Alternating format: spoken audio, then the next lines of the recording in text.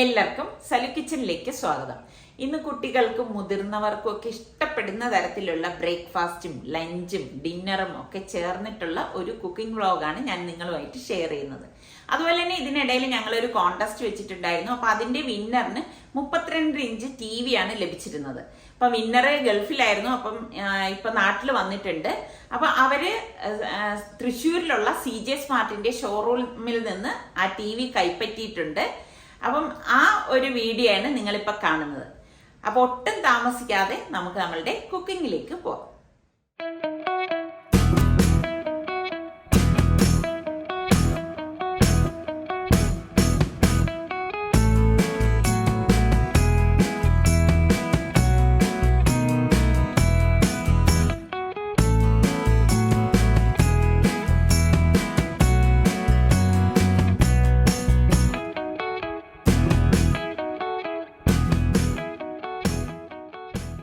Breakfast ഉണ്ടാക്കാൻ വേണ്ടി ഞാനിതാ ഇവിടെ ഒരു ബൗൾ എടുത്തിട്ടുണ്ട്. ഇതിലേക്ക് നമുക്ക് 1 കപ്പ് റവയും 1/2 കപ്പ് വറുത്ത അരിപ്പൊടിയും 1/2 കപ്പ് മൈദാ മാവും കൂടി ഇട്ട് കൊടുക്കാം. ഇതോടൊപ്പം തന്നെ 1 ടീസ്പൂൺ ചെറിയ ജീരകവും 1 ടീസ്പൂൺ ചില്ലി ഫ്ലേക്സും പാകത്തിനുള്ള ഉപ്പും പിന്നെ ഓരോ ടേബിൾ സ്പൂൺ വെന്തും ചെറുതായിട്ട് അരിഞ്ഞ സവാള, ഇഞ്ചി, പച്ചമുളക് ഇത്രയും കൂടി ഇട്ട ശേഷം 4.5 കപ്പ് വെള്ളം നമ്മൾ ഇതിലേക്ക് ഒഴിച്ചു കൊടുക്കും. പച്ചവെള്ളമാണ് ഞാൻ ഇതിലേക്ക് ഒഴിച്ചു കൊടുക്കുന്നത്.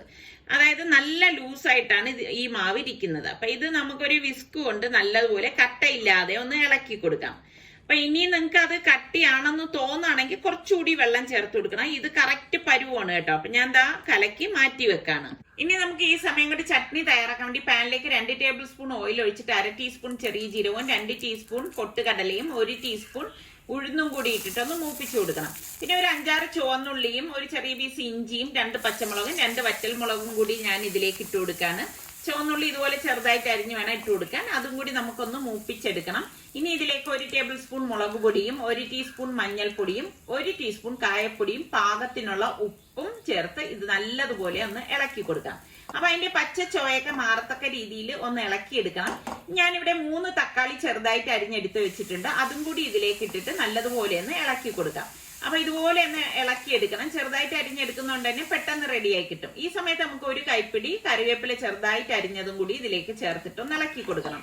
അപ്പൊ തക്കാളി ഉടഞ്ഞു വരുന്നതാണ് ഇതിന്റെ ഒരു പരുവം എന്ന് പറയുന്നത്. അപ്പൊ ഉടഞ്ഞു വരുന്ന ആ ഒരു സമയത്ത് ഗ്യാസ് ഓഫ് ചെയ്ത് നമുക്കൊന്ന് മാറ്റി വെക്കാം. ഇതൊന്ന് തണുത്ത ശേഷം നമുക്ക് മിക്സിയുടെ ജാറിലേക്ക് ഇട്ടിട്ട് ഒന്ന് അരച്ചെടുക്കണം. ഇതിപ്പോ പൂർണ്ണമായിട്ട് തണുത്തിട്ടില്ല. ഞാൻ ഇതൊന്ന് അരച്ചെടുക്കാണ്. ഇത്രയേ ഉള്ളൂ. അപ്പൊ നമ്മളുടെ ചട്നി ഇവിടെ റെഡി ആയിട്ടുണ്ട്. തക്കാളി ചട്നിയാണ് നമ്മളിപ്പോ ഉണ്ടാക്കിയത് കേട്ടോ. അപ്പൊ നമ്മളുടെ മാവ് ഞാനൊന്ന് ഇളക്കിയെടുക്കുകയാണ്. നല്ലതുപോലെ ഒന്ന് ഇളക്കിയെടുത്ത ശേഷം ഇതിനൊരു ഭംഗി കൂട്ടാൻ വേണ്ടി 1 ടീസ്പൂൺ മഞ്ഞൾപ്പൊടിയും കൂടി ചേർത്ത് കൊടുക്കുകയാണ്. അപ്പൊ നല്ല മഞ്ഞ കളറിലുള്ള ദോശ നമുക്ക് കിട്ടും. അപ്പം ഈ മഞ്ഞൾപ്പൊടി ചേർത്തില്ലെങ്കിലും പ്രശ്നമൊന്നുമില്ല കേട്ടോ. അപ്പൊ ഇതുപോലെ ഒന്ന് ഇളക്കിയെടുക്കണം. ഓരോ പ്രാവശ്യം ദോശ ഇടുമ്പോഴും നമ്മൾ ഇളക്കി തന്നെ ചുടണം. അപ്പൊ പാനിലേക്ക് കുറച്ച് ഓയിലോ നെയ്യോ ബട്ടറോ എന്താന്ന് വെച്ചാൽ ഒന്ന് ബ്രഷ് ചെയ്ത് കൊടുക്കണം. ബ്രഷ് ചെയ്ത് കൊടുത്ത ശേഷം നമുക്ക് ഇതുപോലെ മാവ് കോരി ഒഴിച്ചു കൊടുക്കണം. ഒരു കട്ടിക്കൊന്നും മാവ് നമ്മൾ ഇതിലേക്ക് കോരി ഒഴിക്കരുത്. റഫായിട്ട് കോരി ഒഴിച്ചു കൊടുത്താൽ മതി കേട്ടോ. എന്നിട്ട് അതിന് മീതെ നമുക്ക് കുറച്ച് നെയ്യാണ് ഞാനിവിടെ ബ്രഷ് ചെയ്ത് കൊടുക്കുന്നത്. അപ്പം ഇത് പെട്ടെന്ന് തന്നെ റെഡിയായി കിട്ടും. കരിഞ്ഞു ആയിരിക്കാൻ പ്രത്യേകം ശ്രദ്ധിച്ചേക്കണം. അപ്പൊ റെഡിയായി വരുമ്പോഴേക്കും നമുക്ക് ഇതുപോലെ ഒന്ന് എല്ലാ വശത്തുനിന്നും ഒന്ന് വിടിയിച്ചു കൊടുക്കണം. എന്നിട്ട് നമ്മളുടെ ഇഷ്ടമുള്ള രീതിയിൽ ഒന്ന് ഫോൾഡ് ചെയ്തെടുക്കാം. ഇത് മറിച്ചിട്ട് എടുക്കേണ്ട ആവശ്യമില്ല. അപ്പൊ നമ്മളുടെ ദോശ റെഡി ആയിട്ടുണ്ട്.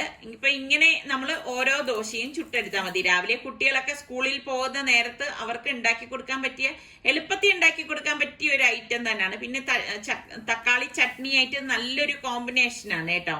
ഇതിൽ തന്നെ ഒരുപാട് വെറൈറ്റി ആയിട്ട് നമുക്ക് ഇത് ഉണ്ടാക്കിയെടുക്കാൻ പറ്റും. അതൊക്കെ അവനവന്റെ ഇഷ്ടത്തിനനുസരിച്ച് തയ്യാറാക്കിയെടുക്കാം. അപ്പൊ നമ്മളുടെ ദോശ റെഡിയാണ്. നല്ല മൊരിയിച്ച് വേണമെങ്കിൽ മൊരിയിച്ചിട്ടും ഉണ്ടാക്കിയെടുക്കാം കേട്ടോ. അപ്പൊ ഇത് നല്ല ഒരു കോമ്പിനേഷനാണ്. ലഞ്ചിന് വേണ്ടിയിട്ട് ഞാൻ ഒരു ബൗളിലേക്ക് 2 കപ്പ് ബസ്മതി റൈസാണ് എടുത്തിരിക്കുന്നത്. അപ്പൊ ഇതിനിപ്പോ നന്നായിട്ടൊന്ന് കഴുകിയെടുക്കാം.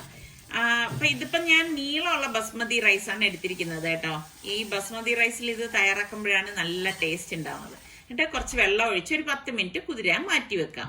ഇനി നമുക്കൊരു മസാല തയ്യാറാക്കാൻ വേണ്ടി ഒരു ബൗളിലേക്ക് 1/4 കപ്പ് തൈരും 1 ടേബിൾ സ്പൂൺ ജിഞ്ചർ ഗാർലിക് പേസ്റ്റും 2 ടേബിൾ സ്പൂൺ കാശ്മീരി ചില്ലി പൗഡറും 2 ടീസ്പൂൺ മല്ലിപ്പൊടിയും 1 ടീസ്പൂൺ മഞ്ഞൾപ്പൊടിയും 2 ടീസ്പൂൺ ഗരം മസാലപ്പൊടിയും പാകത്തിനുള്ള ഉപ്പും 1 നാരങ്ങയുടെ നീരും കൂടി നമുക്ക് ഇതിലേക്ക് പിഴിഞ്ഞൊഴിച്ചു കൊടുക്കണം. അപ്പൊ തൈര് ചേർത്താലും നാരങ്ങാ നീര് മസ്റ്റ് ആയിട്ട് ഇതിന് വേണം കേട്ടോ, എങ്കിലേ നല്ല ടേസ്റ്റ് ഉണ്ടാവത്തുള്ളൂ. അപ്പൊ ഈ നാരങ്ങ നീരും പിഴിഞ്ഞൊഴിച്ച ശേഷം ഇനി നമുക്ക് ഇത് കൈകൊണ്ട് നന്നായിട്ടൊന്ന് മിക്സ് ചെയ്ത് കൊടുക്കാം. അല്ലാതെ വെള്ളം നമ്മൾ ഇതിലേക്ക് ചേർക്കേണ്ട ആവശ്യമില്ല, ഇത്രയും മതിയാവും. അപ്പൊ നമ്മുടെ മസാല റെഡി ആയിട്ടുണ്ട്. അപ്പൊ ഇനിയിപ്പോ നമുക്ക് കഴുകി വൃത്തിയാക്കി വെച്ചിരിക്കുന്ന 1 കിലോ ചിക്കനാണിത്. അപ്പൊ ഞാൻ ആ ചിക്കൻ ഇതിലേക്ക് ഇട്ടിട്ട് നന്നായിട്ടൊന്ന് മിക്സ് ചെയ്ത് കൊടുക്കാം. അപ്പൊ നല്ലതുപോലെ ഇതൊന്ന് മിക്സ് ചെയ്ത് വെക്കണം. ഇപ്പൊ തലേ ദിവസം രാത്രി നിങ്ങൾ ഇതുപോലെ മിക്സ് ചെയ്ത് ഫ്രിഡ്ജിൽ വെച്ചിട്ട് എടുക്കുകയാണെങ്കിൽ കുറച്ചുകൂടി നല്ലതാണ് കേട്ടോ. അല്ലെങ്കിൽ ഒരു അരമണിക്കൂർ നമ്മൾ ഇതുപോലെ മിക്സ് ചെയ്ത് മാറ്റി വെച്ചാൽ മതി. അപ്പൊ ഞാൻ ഈ സമയം കൊണ്ട് ഒരു റൈത്ത തയ്യാറാക്കാന്ന് വിചാരിച്ചു. അപ്പൊ ഞാൻ ഇവിടെ 1 കപ്പ് തൈര് പാകത്തിനുള്ള ഉപ്പ് ഇട്ടിട്ട് നന്നായിട്ടൊന്ന് മിക്സ് ചെയ്ത് കൊടുക്കാണ്. അപ്പൊ അതിന്റെ കട്ടയൊക്കെ ഒന്ന് ഉടച്ച ശേഷം ഇതിലേക്ക് നമുക്ക് ഒരു 1/4 ടീസ്പൂൺ മുളക് പൊടിയും 1 കുക്കുംബറും 1 തക്കാളിയും 2 പച്ചമുളകും കൂടി ചെറുതായിട്ട് അരിഞ്ഞതും കൂടി നമുക്ക് ഇതിലേക്ക് ഇട്ട് കൊടുക്കാം. സിമ്പിൾ ആയിട്ടുള്ള ഒരു റൈത്ത തന്നെ കേട്ടോ. റൈത്ത തന്നെ ഒരുപാട് രീതിയിൽ ഉണ്ടാക്കണതിന്റെയൊക്കെ വീഡിയോ ഞാൻ ഇതിനു മുൻപ് ഇട്ടിട്ടുണ്ടായിരുന്നു. അപ്പൊ ഇതിൽ വേണമെങ്കിൽ നിങ്ങൾക്ക് മാതളം ചേർക്കാം. കുട്ടികളെ അട്രാക്ട് ചെയ്യുന്ന പല സാധനങ്ങൾ നമുക്ക് ഇതിലേക്ക് ചേർക്കാം. എന്നിട്ട് നന്നായിട്ടൊന്ന് മിക്സ് ചെയ്ത് കൊടുക്കാം. മിക്സ് ചെയ്ത് ഉപ്പൊക്കെ ഉണ്ടോന്ന് പാകത്തിന് നോക്കണം. പിന്നെ കുറച്ച് മല്ലിയിലയും കൂടി ഇട്ടെടുക്കുമ്പോഴേക്കും നമ്മളുടെ സിമ്പിൾ റൈത്തയും ഇവിടെ റെഡി ആയിരിക്കുകയാണ്. അപ്പൊ ഒരു പാൻ അടുപ്പത്തേക്ക് വെച്ചിട്ട് ഞാൻ ഇവിടെ ഒരു 5 ടേബിൾ സ്പൂണോളം ഓയിൽ ഒഴിച്ചു കൊടുക്കണം. കാരണം 1 കിലോ ചിക്കൻ ഇല്ലേ. എന്നിട്ട് നമുക്ക് ഈ ഓയിൽ ചൂടാകുമ്പോഴേക്ക് ഈ ചിക്കൻ പീസസ് ഇതുപോലെ ഒന്ന് വെച്ചു കൊടുക്കണം. ഇത് അത്യാവശ്യം നല്ല പരന്ന പാൻ ആയതുകൊണ്ട് നമുക്ക് ചിക്കൻ ഇങ്ങനെ ലെവൽ ചെയ്ത് വെക്കാനായിട്ട് സാധിക്കും കേട്ടോ. അടികട്ടിയുള്ള പാൻ എടുക്കുന്നതാണ് എപ്പോഴും നല്ലത്. എന്നിട്ട് ഞാനൊന്ന് മൂടി വെച്ചു കൊടുക്കാണ്.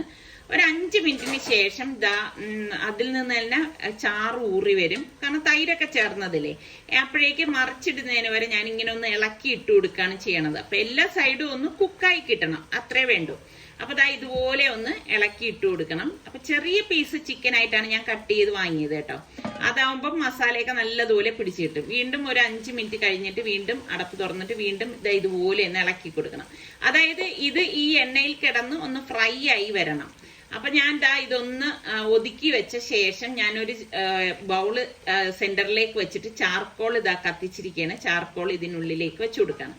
എന്നിട്ട് നമുക്ക് കുറച്ച് ഓയിൽ ഒഴിച്ചു കൊടുക്കാം. അപ്പം ടിക്കയുടെ സ്മെല്ല് കിട്ടാൻ വേണ്ടിയിട്ടാണ് കേട്ടോ. ഇപ്പൊ ഞാനിത് അടച്ചു വെച്ചു കൊടുക്കാണ്. ഒരു 5 മിനിറ്റിന് ശേഷം അടപ്പൊന്ന് മാറ്റിയിട്ട് ചാർക്കോളപ്പം അണഞ്ഞിട്ടുണ്ട്, അതൊന്ന് മാറ്റിയിട്ട് വീണ്ടും ഈ ചിക്കൻ ഒന്ന് ഇളക്കി കൊടുക്കും. ഓൾമോസ്റ്റ് ചിക്കൻ ഫ്രൈ ആയി വന്നിട്ടുണ്ട്. ചെറിയ പീസല്ലേ, അപ്പൊ പെട്ടെന്ന് ഫ്രൈ ആയി വരും. അപ്പൊ നല്ല ഒരു സ്മോക്കി സ്മെല്ല് കിട്ടുന്നുണ്ട്. അപ്പൊ ഈ ചിക്കൻ ഞാൻ ഒരു പ്ലേറ്റിലേക്ക് മാറ്റുവാണ്. അപ്പം പ്ലേറ്റിലേക്കോ കാസറോളിലേക്കോ മാറ്റി വെച്ചാൽ മതി കേട്ടോ. എന്നിട്ട് ഇതേ പാനിലേക്ക് ഞാൻ വീണ്ടും 2 ടേബിൾ സ്പൂൺ നെയ്യ് ഒഴിച്ചു കൊടുക്കാണ്. അപ്പൊ ആ നെയ്യൊന്ന് ചൂടായ ശേഷം നമുക്ക് ഈ പട്ട, ഗ്രാമ്പു, ഏലക്ക, ബേ ലീഫ് ഇത്രയും കൂട്ടിയിട്ട് ഇതിലിട്ട് കൊടുത്തിട്ട് 3 സവാള, 1 ടേബിൾ സ്പൂൺ ഇഞ്ചി വെളുത്തുള്ളി പേസ്റ്റ്, 2 പച്ചമുളക് കീറിയതും കൂടി നമുക്ക് ഇതിലേക്ക് ഇട്ട് കൊടുക്കാം.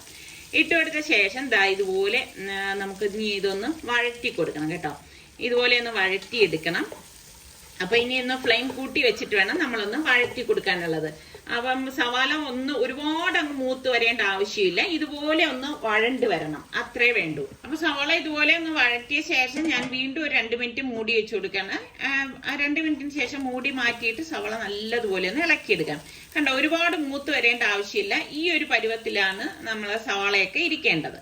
അപ്പൊ ഇനി നമുക്ക് ഇതിലേക്ക് ചേർത്ത് കൊടുക്കേണ്ടത് തിളച്ച വെള്ളമാണ്. അപ്പൊ ഞാൻ ഇതിലേക്ക് 4 കപ്പ് തിളച്ച വെള്ളം ഒഴിച്ചു കൊടുക്കണം. അപ്പൊ 2 കപ്പ് റൈസാണ് ഞാൻ എടുത്തത്, അതുകൊണ്ടാണ് 4 കപ്പ് തിളച്ച വെള്ളം ഒഴിച്ചു കൊടുത്തിരിക്കുന്നത്. എന്നിട്ട് നമുക്ക് പാകത്തിനുള്ള ഉപ്പും കൂടി ഇട്ട് കൊടുത്തിട്ട് നല്ലതുപോലെ ഒന്ന് ഇളക്കി കൊടുക്കാം. അപ്പൊ തിളച്ച വെള്ളം ആയതുകൊണ്ട് തന്നെ ഇത് പെട്ടെന്ന് തന്നെ വീണ്ടും ഒരു തിള വരും. അതിനുവേണ്ടി ഞാനൊന്ന് മൂടി വെച്ചു കൊടുക്കാണ് കേട്ടോ. എന്നിട്ട് ഇതുപോലെ വെട്ടി തിളയ്ക്കുന്ന സമയത്ത് നമുക്ക് ഡ്രെയിൻ ചെയ്ത് വെച്ചിരിക്കുന്ന അരി ഇതിലേക്ക് ഇട്ട് കൊടുക്കാം.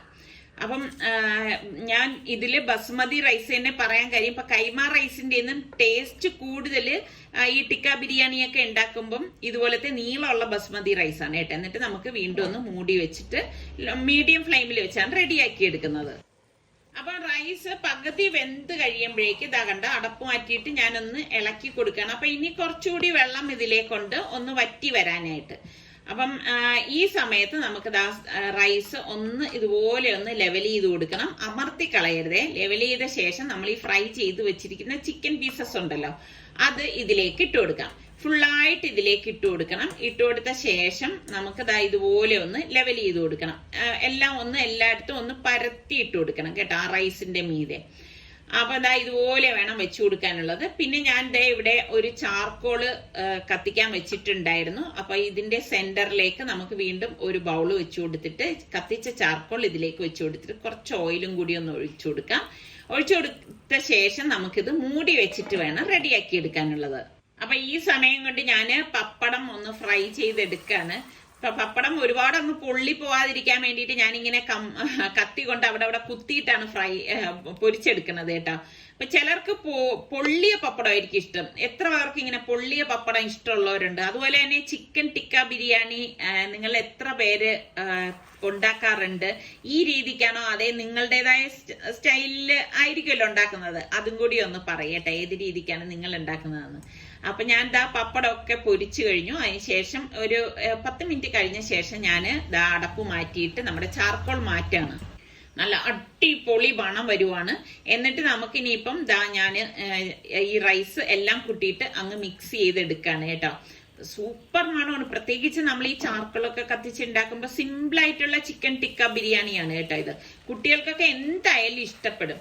കണ്ടോ, അടിപൊളി മണം വരികയാണ്. എപ്പോഴും നമ്മൾ ബിരിയാണി ചൂടോടുകൂടി അങ്ങ് ഇളക്കി കളയരുത്. ഇങ്ങനെ തട്ടിക്കുടഞ്ഞ് മാത്രമേ എടുക്കാവൂ. അല്ലെങ്കിൽ എന്തെന്ന് വെച്ചാല് ഉടഞ്ഞു പോകാനുള്ള സാധ്യത കൂടുതലാണ്. അപ്പൊ ഇതാണ് ഇന്നത്തെ ലഞ്ച്. ചിക്കൻ ടിക്ക ബിരിയാണി, റൈത്തയും പപ്പടവും നാരങ്ങ അച്ചാറും. അടിപൊളി കോമ്പിനേഷൻ ആണ് കേട്ടോ. അപ്പൊ ഇന്നത്തെ സ്പെഷ്യൽ ഡിന്നറിന് വേണ്ടിയിട്ട് ഞാൻ അത്യാവശ്യം വലിപ്പമുള്ള ഒരു പൊട്ടറ്റോ 4ആയിട്ട് കട്ട് ചെയ്തിട്ട് പാകത്തിനുള്ള ഉപ്പ് ഇട്ടിട്ട് കുക്കർ മൂടി അതൊന്ന് വേവിക്കാൻ വെച്ചിരിക്കുകയാണ്. ഒരു 5-6 വിസിൽ വരെ അത് വേവിച്ചെടുക്കും. ആ സമയം കൊണ്ട് അവിടെ ഒരു തക്കാളി, ഒരു ക്യാരറ്റ്, ഒരു 3 പച്ചമുളക് എടുത്തിട്ടുണ്ട്. എന്നിട്ട് നമുക്ക് ഇതൊന്ന് അരിഞ്ഞെടുക്കണം. തക്കാളി ഞാൻ അന്ന് വീട്ടിൽ പറിച്ചെടുത്ത തക്കാളി ഇല്ലേ, അതാണ് കേട്ടോ. നമ്മുടെ വീട്ടിൽ തന്നെ ഉണ്ടായ തക്കാളിയാണ്. ഞാൻ പറഞ്ഞില്ലേ നല്ല കളറുള്ളത്. അപ്പൊ നല്ല ഫുഡൊക്കെ ഉണ്ടാക്കുമ്പോ എടുക്കാന്ന് പറഞ്ഞ് മാറ്റി വെച്ചതാണ്. അപ്പൊ സവാള കുനുകുനാന്ന് അരിഞ്ഞെടുക്കണം. അപ്പൊ സവാള ഞാൻ ഇവിടെ അരിഞ്ഞെടുത്തിട്ടുണ്ട്. പിന്നെ ക്യാരറ്റും നമുക്ക് ചെറുതായിട്ട് വേണം അരിഞ്ഞെടുക്കാനുള്ളത്. പിന്നെ നമുക്ക് ഇഷ്ടമുള്ള വെജിറ്റബിൾസ് എന്തൊക്കെയാണെന്ന് വെച്ചാൽ അതൊക്കെ ചേർത്ത് കൊടുക്കുക. അപ്പൊ തക്കാളിയും ഞാൻ കട്ട് ചെയ്ത് എടുത്തിട്ടുണ്ട്.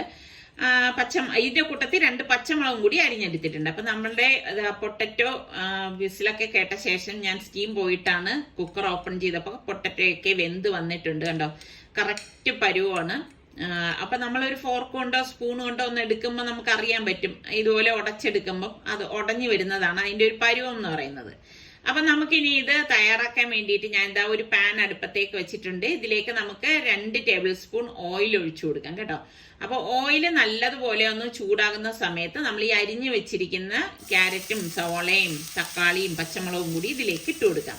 ഇട്ട് കൊടുത്ത ശേഷം നമുക്കിതൊന്ന് വഴറ്റി കൊടുക്കണം.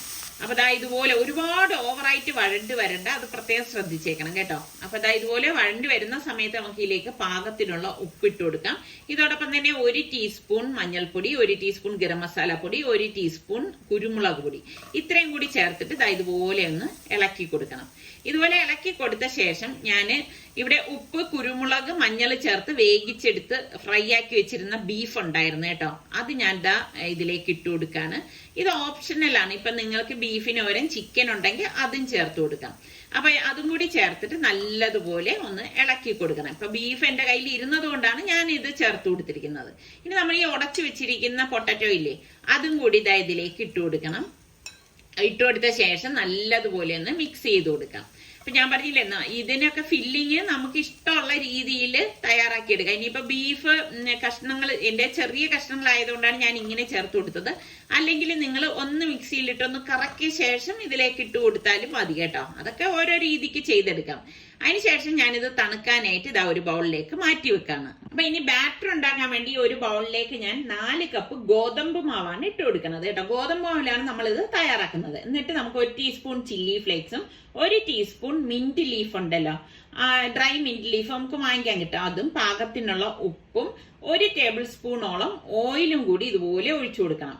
ഇനി നമുക്ക് ഇതിലേക്ക് ആദ്യം 2 കപ്പ് വെള്ളം ഒഴിച്ചു കൊടുക്കാം. ഫുള്ളായിട്ട് തന്നെ അങ്ങ് ഒഴിച്ചു കൊടുക്കണം. എന്നിട്ട് നമുക്ക് ഇതൊന്ന് മിക്സ് ചെയ്ത് കൊടുക്കാം. ഇതുപോലെ ഒന്ന് എല്ലായിടത്തും കട്ടയില്ലാതെ ഒന്ന് മിക്സ് ആക്കി വരണം. അതിനുശേഷം ഞാൻ 1 കപ്പ് വെള്ളം കൂടി ഇതുപോലെ അങ്ങ് ഒഴിച്ചു കൊടുക്കാണ്. ഒഴിച്ചു കൊടുത്തിട്ട് നല്ലതുപോലെ ഒന്ന് ഇളക്കി കൊടുക്കാം. ഇനി നിങ്ങൾക്ക് ഒരു ഹാൻഡ് വിസ്ക് കൊണ്ടിട്ട് വേണമെങ്കിലും ഇത് മിക്സ് ചെയ്തെടുക്കാം. ഒട്ടും കട്ട വരാൻ പാടില്ല. ഈ ഒരു പരുവത്തിലാണ് നമ്മളുടെ ബാറ്റർ ഇരിക്കുന്നത്. അപ്പൊ ഇത് നമുക്ക് ഉടൻ തന്നെ തയ്യാറാക്കി എടുക്കാം. റെസ്റ്റ് ചെയ്യാൻ വെക്കേണ്ട ആവശ്യമൊന്നുമില്ല കേട്ടോ. അപ്പൊ ഞാൻ ഒരു പാൻ അടുപ്പത്തേക്ക് വെച്ച് ചൂടാകുമ്പോഴേക്ക് നെയ്യൊന്ന് ബ്രഷ് ചെയ്ത് കൊടുക്കാണ്. ഇനി നമുക്ക് ഇതിലേക്ക് ഓരോ തവി മാവ് ഇതുപോലെ ഒന്ന് കോരി ഒഴിച്ചിട്ട് ചുറ്റിച്ചു കൊടുക്കാം. അപ്പൊ ഫ്ലെയിം മീഡിയം ഫ്ലെയിമിൽ വെച്ചിട്ട് വേണം നമ്മളിത് ചുറ്റിച്ചു കൊടുക്കാൻ. കരിഞ്ഞു പോകാതിരിക്കാൻ പ്രത്യേകം ശ്രദ്ധിച്ചേക്കണം കേട്ടോ. എന്നിട്ട് ഇത് ഗോതമ്പ് മാവ് ആയതുകൊണ്ട് തന്നെ പെട്ടെന്ന് റെഡി ആയി കിട്ടും. അതിനുശേഷം നമുക്ക് ഇതിന്റെ മീതെ കുറച്ച് നെയ്യൊന്ന് ബ്രഷ് ചെയ്ത് കൊടുക്കാം. ബട്ടർ ഇഷ്ടമുള്ളവർക്ക് അങ്ങനെ വേണമെങ്കിലും ചെയ്തു കൊടുക്കാം. ഇനി നമുക്ക് ഇതുപോലെ ഒന്ന് റെഡിയായി വരുന്ന സമയത്ത് ഇത് പതുക്കെ ഒന്ന് മറിച്ചിട്ട് കൊടുക്കണം. ഞാൻ ഗോതമ്പ് മാവല്ലേ, അപ്പൊ മറിച്ചിട്ടെടുക്കുന്നതാണ് നല്ലത് കേട്ടോ. അപ്പൊ ഇതുപോലെ ഒന്ന് മറിച്ചിട്ട് കൊടുക്കണം. അത് കഴിയുമ്പോഴേക്കും വീണ്ടും ഞാനൊന്ന് തിരിച്ചിട്ട് കൊടുക്കാണ്. അപ്പൊ പുറഭാഗം കണ്ട നല്ലൊരു ഗോൾഡൻ കളർ വന്നിട്ടുണ്ട്. വീണ്ടും ഒന്ന് മറിച്ചിട്ട് കൊടുത്തു. ഇനി നമുക്ക് ഇതിന്റെ മീതെ ഞാൻ ടൊമാറ്റോ കെച്ചപ്പാണ് ഇട്ട് കൊടുക്കുന്നത് കേട്ടോ. നമുക്ക് ഇഷ്ടമുള്ള രീതിയിലൊക്കെ നമുക്ക് ഇത് ഫില്ലിംഗ് വെച്ചു കൊടുക്കാം. അപ്പൊ ടൊമാറ്റോ കെച്ചപ്പും അതുപോലെ തന്നെ മയണൈസ്, ബർഗർ മയണൈസ് ഇവിടെ ഇരിപ്പുണ്ടായിരുന്നു. അതും കൂടി കുറച്ചിട്ടിട്ട് രണ്ടും കൂടി ചേർത്തിട്ട് നന്നായിട്ടൊന്ന് മിക്സ് ചെയ്ത് കൊടുക്കണം. അപ്പൊ കുട്ടികൾക്കൊക്കെ ഈ രീതിയിലൊക്കെ ഉണ്ടാക്കി കൊടുത്തു കഴിഞ്ഞാൽ അവർക്ക് ഭയങ്കര ഇഷ്ടമാവും കേട്ടോ. വെറുതെ നമ്മൾ ഗോതമ്പ് ദോശ ഉണ്ടാക്കി കഴിഞ്ഞാൽ അവർക്ക് വലിയ താല്പര്യം കാണില്ല. അപ്പൊ ഇതിന്റെ മീതെ നമുക്ക് ഈ ഫില്ലിംഗ് ഇതുപോലെ വെച്ചു കൊടുക്കാം. വെച്ചു കൊടുത്ത ശേഷം നമുക്ക് ഇതുപോലെ നല്ലതുപോലെ ഫില്ലിംഗ് വെച്ചു കൊടുക്കണം കേട്ടോ. എങ്കിലേ കഴിക്കുമ്പം നല്ലതുപോലെ കഴിക്കാൻ പറ്റത്തുള്ളൂ. വെച്ചു കൊടുത്ത ശേഷം നമുക്ക് ഒരു സൈഡ് ഒന്ന് മറച്ചു വെച്ചു കൊടുക്കാം. ഇത്രയേ ഉള്ളൂ സംഭവം കണ്ടോ. ഈ രീതിയിൽ നമുക്ക് ഇഷ്ടമുള്ള രീതിയിൽ കുട്ടികളുടെ ഇഷ്ടത്തിനനുസരിച്ച് നമുക്ക് ഇതൊക്കെ ചെയ്തു കൊടുക്കാവുന്നതാണ്. അപ്പൊ നല്ല മൊരിഞ്ഞു വരും. അതിന്റെ മീതെ ഞാൻ കുറച്ച് നെയ്യും കൂടി ഒന്ന് ബ്രഷ് ചെയ്ത് കൊടുക്കാണ് കേട്ടോ. ശരിക്കും നമ്മളെ ഒരു ഗോതമ്പ് ദോശ കഴിക്കുന്ന ടേസ്റ്റേ അല്ല. അപ്പൊ ഉണ്ടാക്കാത്തവര് നിങ്ങൾ ഉണ്ടാക്കി നോക്കുക. അടിപൊളിയാണ് കേട്ടോ. വീണ്ടും ഞാൻ നെയ്യൊന്ന് ബ്രഷ് ചെയ്ത് കൊടുക്കാണ്. തിരിച്ച് മറച്ചു വിട്ട് ഇതുപോലെ ഒന്ന് നെയ്യ് ബ്രഷ് ചെയ്ത ശേഷമാണ് നമ്മൾ ഇത് എടുക്കണം. പിന്നെ ഇതിനുള്ളിൽ ചീസും വേണമെങ്കിൽ നിങ്ങൾക്ക് വെച്ചു കൊടുക്കാം കേട്ടോ. അതൊക്കെ നിങ്ങളുടെ ഇഷ്ടത്തിനനുസരിച്ച് ചെയ്യാം. അപ്പൊ ഞാൻ ഇന്ന് ഉണ്ടാക്കിയ ഈ റെസിപ്പികളില് നിങ്ങൾക്ക് ഏറ്റവും ഇഷ്ടപ്പെട്ടത് ഏതാണെന്ന് കൂടി ഒന്ന് പറയണം കേട്ടോ. ബ്രേക്ക്ഫാസ്റ്റ് ആണോ, ലഞ്ചാണോ, അതെ ഡിന്നറാണോ, ഏതാണെന്നൊന്ന് പറയാൻ മറന്നു വരുതേ. പിന്നെ നമ്മളുടെ ചാനൽ കണ്ടോണ്ടിരിക്കുന്നവരിൽ സബ്സ്ക്രൈബ് ചെയ്യാതെ കാണുന്ന ആരെങ്കിലും ഒക്കെ ഉണ്ടെങ്കിൽ നിങ്ങൾക്ക് ഇഷ്ടപ്പെടാണെങ്കിൽ സബ്സ്ക്രൈബ് ചെയ്യാനോ ബെല്ലൈക്കൺ പ്രസ് ചെയ്യാനോ ഒന്നും മറന്നു വരുത് കേട്ടോ. അതിൽ ഓൾ എന്നൊരു ഓപ്ഷൻ വരും. അതും കൂടി ക്ലിക്ക് ചെയ്താൽ മാത്രമേ ഞങ്ങൾ വീഡിയോസ് ഒക്കെ പോസ്റ്റ് ചെയ്യുന്ന സമയത്ത് നിങ്ങൾക്ക് നോട്ടിഫിക്കേഷൻ ഒക്കെ കിട്ടത്തുള്ളൂ. അങ്ങനെ നമ്മളുടെ അടിപൊളി ഡിന്നർ ഇവിടെ റെഡി ആയിട്ടുണ്ട്. അപ്പൊ അടുത്ത് നമുക്ക് നല്ല റെസിപ്പിയോ അടിപൊളി വ്ളോഗോ ആയിട്ടൊക്കെ കാണാം. അതുവരയ്ക്കും എല്ലാവർക്കും ബൈ.